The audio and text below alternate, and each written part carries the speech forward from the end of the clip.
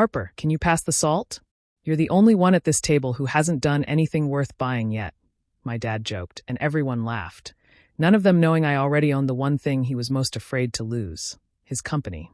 Please stay with me as I tell you my story, and please do not forget to support our channel by subscribing, liking, and sharing with your loved ones. Please stick with me. The salt shaker was halfway between my hand and the center of the table when he said it. My fingers tightened around the cool glass, but I still slid it toward him like nothing had landed. Brielle snorted. Dad, be nice. Harper's done plenty. She almost bought a printer that one time. She tilted her head, giving me that sugary, pitying smile she'd perfected since middle school. How's your little, what was it? Studio. Still pretending invoices are personality tests. Mom hid a smirk behind her wine glass. Bree, don't be cruel, she said, the words softened by a smile that said she agreed with every syllable. Your sister just chooses different paths. Dead ends are technically paths, Brielle said. The table burst into another round of laughter. I forced a tiny grin, the kind that didn't dare touch my eyes. Good one, I murmured, folding my napkin across my lap so they wouldn't see my hands shake. The steakhouse lights were dim and golden, reflecting off the white tablecloths and polished silverware. It was my dad's favorite place, the kind of place where the servers knew his preferred booth and his drink order, and called him Mr. Lane with a respect that bordered on worship. Gregory Lane, king of Lane Interstate Logistics. My father. My biggest critic. My newest business partner. Not that he knew the last part yet. Dad chuckled, cutting into his ribeye. All right, that's enough. Don't bully your sister. He pointed his knife in my direction. Some people just aren't built to run anything bigger than a hobby. Nothing wrong with that. The world needs spectators too. The words slipped under my skin like they'd been greased for speed. Not built. Spectator. I took a sip of water, so I wouldn't say something I couldn't reel back. Brielle twirled her fork through her salad. Anyway, back to real work. Dad, did you talk to Collins about my new title yet? Director of Regional Strategy sounds so light. I'm basically running the entire Midwestern operations. I stared at my plate. I'd seen those numbers. Running was a generous word for what she was doing to that division. Dad nodded proudly. We'll finalize it soon. You've earned it. That department needs someone strong at the helm. My lips pressed together. Strong. Right. He reached for his phone, tapping the screen with a frown. Speaking of work, my accountant sent some updated shareholder paperwork today. He squinted, scrolling. There was something weird in the subject line. Your name was in there, Harper. Not sure why. A slow, steady warmth spread through my chest. This was it, the first crack. Brielle snickered. Probably flagged you as a dependent again. Mom laughed, too loud. Oh, stop. It's probably some clerical error. They mix things up all the time. Dad looked up at me, eyes narrowed just slightly. Anything I should know about? I met his gaze. For once, I didn't look away. Yeah, I said softly. You'll want to read it tonight. The air shifted. Not much. Just enough that Brielle's smile tightened. What's that supposed to mean? She asked. I picked up my knife, cut a precise slice of steak, and shrugged. You'll see. And for the first time at that table, I wasn't the one squirming. They were. Growing up, I learned early where I stood in my family. Dad spoke about Brielle the way some parents brag about celebrities. He made sure everyone knew she was built for business, always pointing out her perfect grades, her polished speeches, her summer jobs at the company. When it came to me, he'd force a smile and call me the artistic one, like it was a harmless nickname instead of a gentle way of saying I didn't belong in his world. At holidays, he'd gather relatives around and talk proudly about Brielle's projects at Lane Interstate. If someone asked what I was doing, he'd make a joke to change the subject, usually something like, Harper's still figuring out what she wants to be when she grows up. Everyone would chuckle, thinking it was light humor. I would just swallow the sting and pretend it didn't matter. In college, I tried to show him I could think the way he respected. I came up with a simple concept to refresh the company's outdated brand. Clean designs, a better website layout, and a clearer message for clients. I was excited to show him. He skimmed it, barely glancing up, and told me it was cute. A week later, an employee I'd known since childhood congratulated Brielle for the smart new idea she'd pitched. I felt my stomach drop, knowing instantly what had happened. When I confronted her, she didn't even pretend to feel bad. She shrugged and said, Dad thought you wouldn't know how to handle it. That was the first time I felt something shift inside me. Not anger, resolve. After graduating, I built a small branding studio called Northline Studio. It wasn't fancy. I worked from a wobbly table in my apartment, using free software trials and borrowed equipment. I went door to door to local shops, offering simple designs at prices they could afford.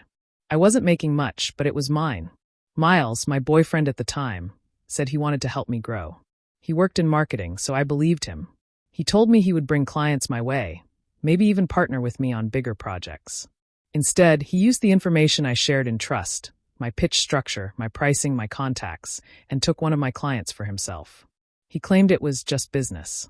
That single loss pulled out one of the few stable supports I had, and everything else started collapsing around it. Eventually, I had to shut the studio down. I moved into a tiny apartment with peeling paint and a stove that clicked for a full minute before lighting. My parents didn't understand the heartbreak behind my quiet. They only repeated their usual lines. "We warned you, and you should have joined the company. It's safer there."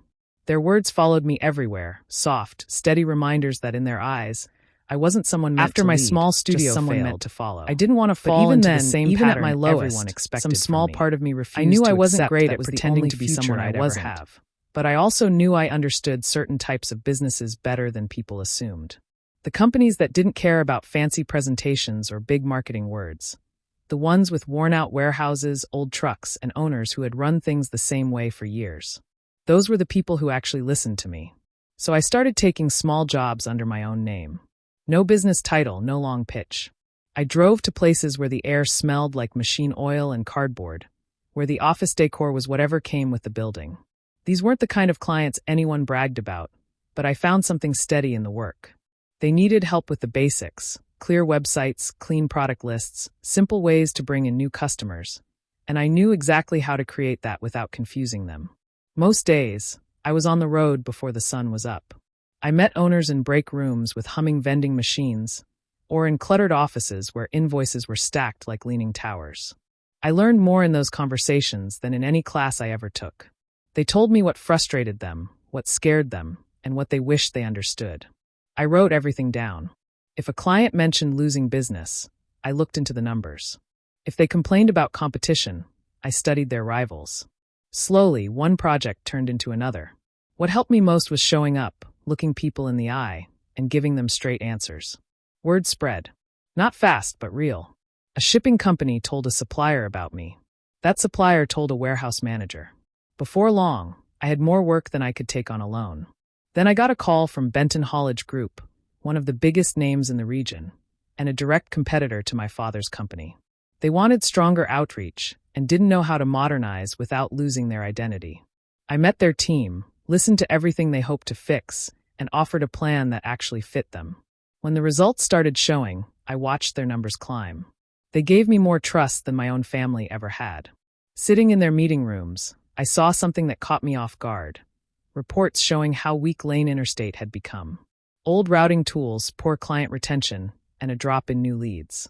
My father had built the company with pride, but he still ran it like it was 20 years ago. Seeing those reports felt strange. Part regret, part validation. I kept every detail I found, charts, forecasts, competitor comparisons. Not because I planned anything at first, but because I wanted to understand the bigger picture. And slowly, I realized something surprising.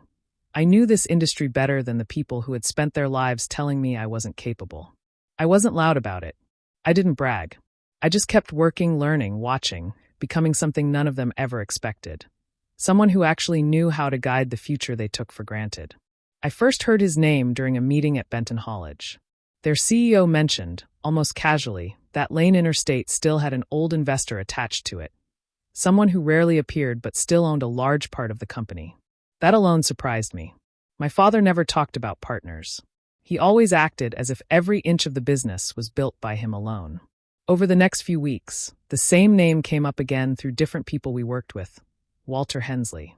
Vendors spoke about him like a ghost who'd helped the company survive in the early years, then stepped back when my father grew more controlling.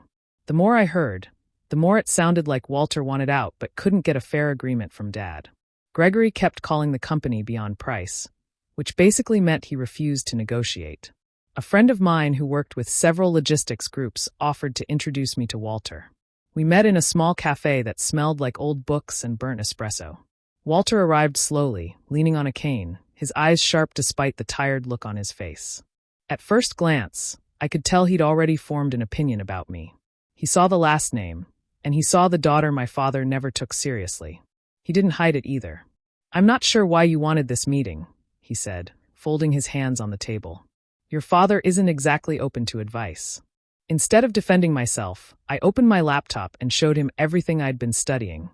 Growth charts, industry predictions, digital gaps, and comparisons between companies that upgraded and those that stayed stuck. I talked about the outdated software, the lost clients, and the lack of online outreach holding Lane Interstate back.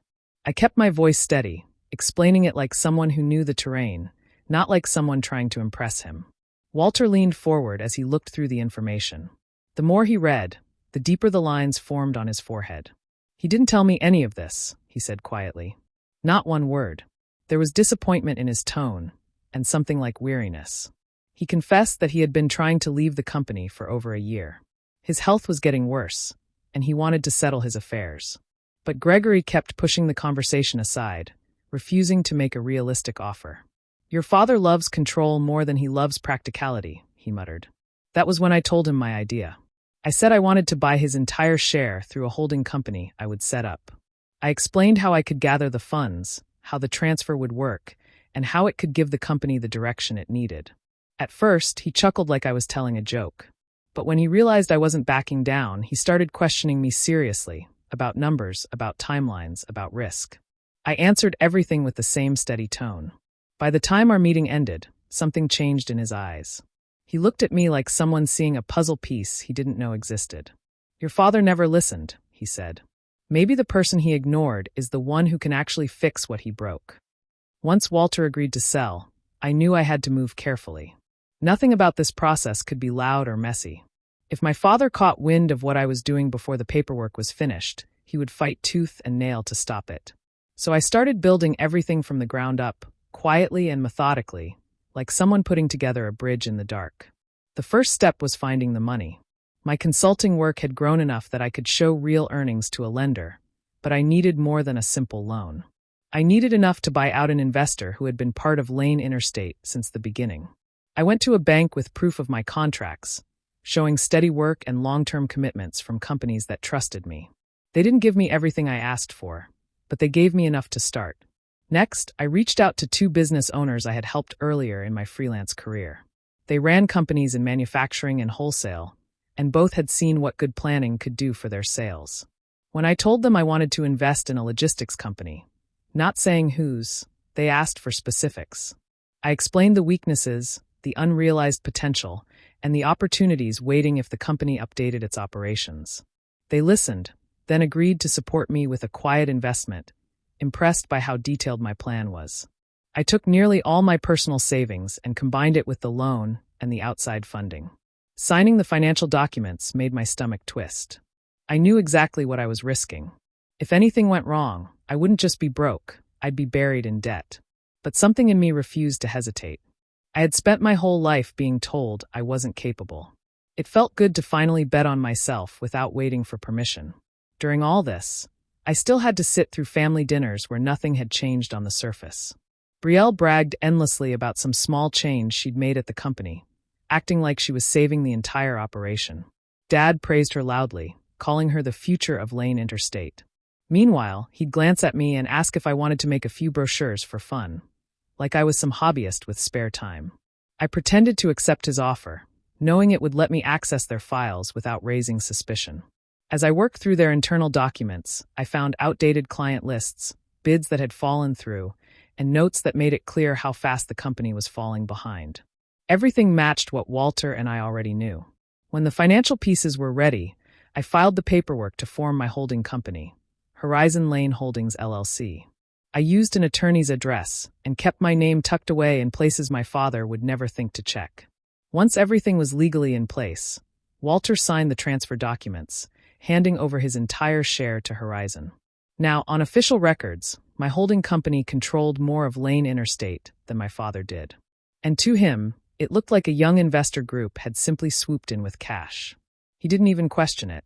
He just saw money and assumed someone had finally recognized the value of his life's work. He had no idea the real buyer had been sitting across from him at dinner every week. The day the deal became real was strangely quiet. No big meeting, no fancy room, just a plain conference table, a stack of documents, and a few people who barely spoke. Walter sat across from me, looking tired but relieved, while the attorneys flipped through pages, checking every line. When the final form was placed in front of me, my hand trembled a little. It wasn't fear. It was the weight of everything that had brought me to this point. I signed my name slowly, knowing each stroke meant I was crossing into a world my family never expected me to reach. When we finished, Walter shook my hand with a firm grip. "You'll do more with it than I ever could at this point," he said. His voice carried a kind of faith I had rarely heard directed at me. Walking out of the building afterward felt unreal. For years, I had been treated like someone who didn't understand business, someone who needed guidance or a safe job. But now, without telling a single member of my family, I legally held the biggest share of Lane Interstate. No celebration followed. I didn't call anyone. I just drove home and sat on the edge of my bed, letting the silence settle around me. A few hours later, I received an email from the corporate attorney with a copy of the updated cap table. Seeing my name listed as the managing member of Horizon Lane Holdings, with the largest percentage next to it, made my chest tighten. There it was, proof on paper that everything I had done wasn't just an idea or a dream. It was real. The next part happened automatically. The company's accountant, doing his usual duties, sent the new shareholder records to my father. Of course, he had no idea what the change meant. To him, Horizon Lane Holdings probably sounded like a young investment group looking for opportunity. He couldn't have imagined that the person behind it was the same daughter he thought only designed logos and handed out marketing advice. The subject line of the email included my full name because I was listed as the main contact on the official forms. That alone was enough to make him pause, but not enough to make him understand. Not yet. The accountant copied me as well, not knowing the chaos that little gesture would soon cause. Seeing that email in my inbox hit harder than I expected. This wasn't some tiny win. It wasn't a symbolic gesture. It was ownership, control, responsibility, all the things I had quietly worked toward. I sat alone in my apartment, staring at the document until the room felt still. Part of me felt proud of the work, the planning, the discipline. But another part of me felt something softer, almost sad. I had spent years wanting a chance to be part of the company, wanting my ideas taken seriously. Instead of being welcomed in, I had to build my own entrance. I promised myself I wouldn't brag or throw this in their faces. They would learn the truth the same way they always handled business, through official paperwork, clear numbers, and facts that couldn't be ignored. And this time, the truth would come from the system my father trusted more than my voice. Going back to that same restaurant felt strange. The lighting, the quiet music, the white tablecloths. Everything looked exactly the way it always did, yet nothing felt the same to me. I wasn't walking in as the daughter they teased. I was walking in with a truth they hadn't discovered yet, a truth that sat quietly in my back pocket like a hidden card. The moment we sat down, Brielle started in on me like she always did. "Still doing your little freelance thing?" she asked, stirring her drink with a smirk.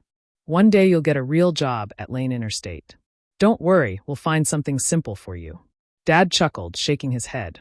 "This company demands real stamina, Harper. Not everyone can handle the kind of stress that comes with running major accounts."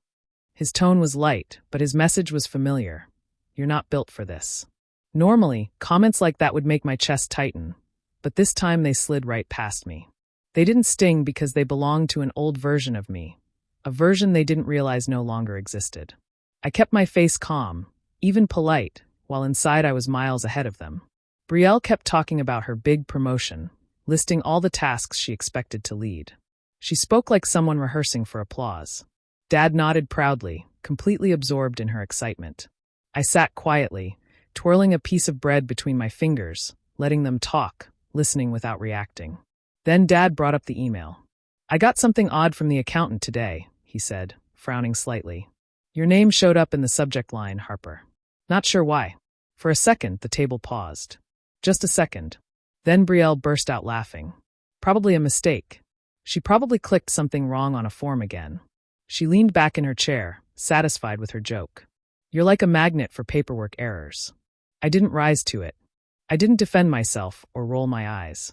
I simply looked at Dad and said, "It's nothing bad. Just make sure you read it. Really read it." The quiet that followed wasn't loud, but it was pointed. Dad studied my face like he was trying to catch something I wasn't saying.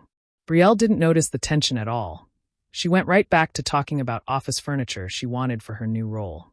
Throughout the rest of dinner, I could feel Dad's eyes flicking toward me again and again. He wasn't angry or amused anymore. He was curious, suspicious. He wasn't used to not knowing something first, and the uncertainty bothered him more than he let on. I didn't offer any more hints. I didn't need to. The email would do the talking. When we finally got up to leave, Brielle cracked another joke at my expense, and Mom chuckled politely. I walked beside them, letting their comments drift away like background noise. They still saw me as the easy target, the one who couldn't possibly surprise them. As we stepped into the parking lot, a steady calm settled over me. They were laughing, but their laughter no longer reached me. I wasn't standing in their shadow anymore. I had already taken a step into a different place, a place they hadn't noticed I'd entered. They were still living in yesterday. I was already in tomorrow. When I got home that night, I slipped off my heels and set them beside the door. The apartment was quiet, the kind of quiet that felt sharp. I didn't turn on the lights or the TV. I just sat on the couch, knowing exactly what was happening across town. My father would walk through his front door, toss his keys on the counter, and check his email the same way he always did after dinner. I could almost picture the moment he clicked on the file with my name in the subject line. I didn't have to wait long. My phone buzzed with a message, so short it felt like a command. "Call me. Now." "Dad." I didn't reply. I didn't need to.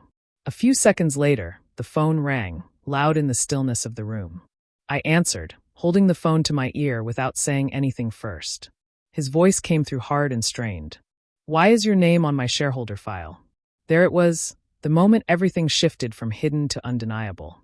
I took a slow breath. "I bought Walter Hensley's shares," I said clearly. "Through my LLC." The silence lasted only a beat before he erupted. "You did what? Harper, do you have any idea what you've gotten yourself into? This is a company, not some project you can play with. Who talked you into this? Who convinced you this was a smart move? You let strangers manipulate you." "No," I cut in steady. "No one tricked me. I made the choice. And I know exactly what the company looks like right now. I've seen the reports you've been ignoring." He scoffed, breath sharp. "You think you understand this industry?" "I do," I said. "I understand the numbers, the trends, the clients you're losing. I know which contracts are slipping and why. I know what's coming if nothing changes." He didn't speak, but I could hear him breathing, fast and angry. "For years," I continued quietly, "I tried to help. And every time, you brushed me aside or laughed it off. I stopped waiting for you to take me seriously." The anger in his voice wavered, replaced by something else, confusion, maybe even fear. "How much did you buy?" he asked, but his tone had changed. It wasn't loud anymore. "Enough," I said. "More than you." This time the silence stretched long, heavy. I imagined him standing in his office at home, staring at the numbers over and over, hoping he misread them. Finally, he spoke again, softer than before. "You really did this? On your own?" "Yes," I answered. "I'm not here to tear down what you built. I'm trying to keep it from collapsing. You may not like how I stepped in, but you needed someone who could see the problems you refused to face." Another long pause. Then, in a voice full of conflict, he said, "Come to the office tomorrow. We'll talk." "I'll be there," I told him. "As an owner." There was a shaky exhale on his end. "We'll see about that." He hung up. But the way he said it, the tension, the crack in his confidence, told me something important. For the first time in his life, my father understood that I wasn't a child in his shadow anymore. I was someone he had to take seriously. The next morning, I drove to Lane Interstate earlier than usual. The building looked the same as it always had, gray walls, faded signs, the same trucks lined up outside. But now that I knew the truth behind the numbers, everything felt tired and worn down. The carpets were thinning, the old reception desk was scratched, and the whole place carried the weight of a company that hadn't changed in years. When I reached my father's office, the door was already open. Dad stood behind his desk, arms crossed, his jaw tight. Brielle sat in one of the chairs, fuming. Her expression told me she already knew enough to be angry, but not enough to understand the full picture. "Sit," Dad said, voice clipped. I sat calm, waiting for the storm. Brielle didn't wait a second. What were you thinking? She snapped. You don't know anything about running a company. This is reckless. This is selfish. You just wanted a shortcut to power because you couldn't build anything on your own. I let her finish. When she paused, expecting me to crumble, I simply said, I bought the shares legally. With money I earned. Nothing about this was a shortcut. Her eyes widened. Dad cut in, his tone sharp. You blindsided me. Do you have any idea how this makes us look? My own daughter going behind my back like this. I met his glare without flinching. I learned from you, I said quietly. You never asked before dismissing my ideas. You ignored the issues in the company. You handed work I created to someone else without telling me. You built this environment. I just adapted to it. He looked like the wind had been knocked out of him. I took out the folder I had prepared. Before anything else, you need to see the actual state of the business. I laid out the printouts.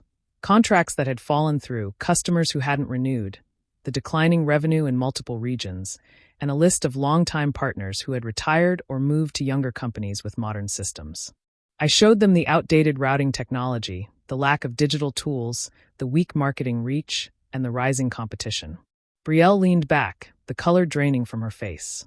Dad stared at the numbers, his confidence slipping with every page he scanned. This is where we are, I said. And this is where we're heading if nothing changes. Silence hung in the room like a heavy curtain. Then I laid out my plan. Dad, you stay CEO for now. You're good with people, and the staff trusts you. Focus on relationships and stability. Brielle, you keep working here, but not in the division that's sinking. You'll move into a role that matches your strengths, with real expectations and real measurements. No more titles without results. They both tensed at that, but I continued.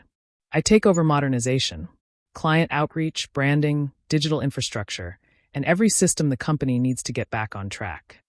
I looked between them, making sure they understood. This isn't a suggestion. It's the direction we're going. I'm the majority owner. We can move forward together, or we can fall apart while arguing. Dad rubbed his forehead, defeated but thinking. You really planned all this, he said quietly. Yes, I replied. Because someone had to. He didn't agree out loud, but he didn't fight anymore either. He saw the truth. And he finally saw me as someone capable, not because he wanted to, but because he had no choice.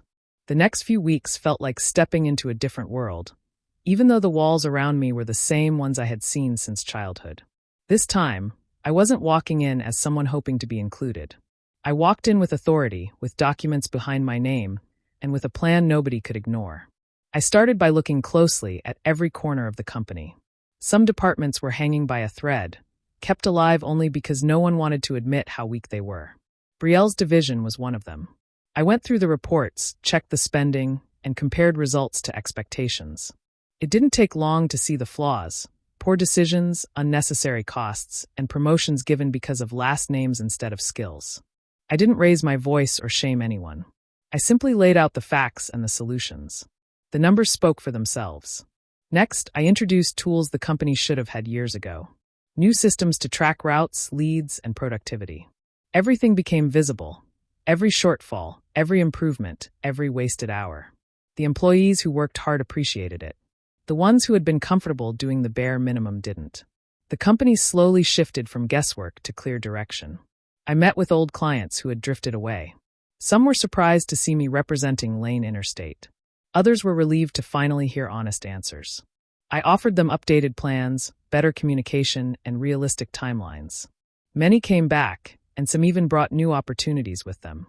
With each success, the company's image began to change. Brielle fought the changes at first. She complained, rolled her eyes, and tried to argue. But when she saw her own numbers laid out in detail, she finally understood she couldn't hide behind her last name anymore. She had to earn her place. Watching her struggle wasn't satisfying in a cruel way. It just felt like balance. After years of hearing how perfect she was, she finally had to face the same pressure I'd always carried alone. Dad took the changes harder. Some days he snapped at small things, uncomfortable with losing control.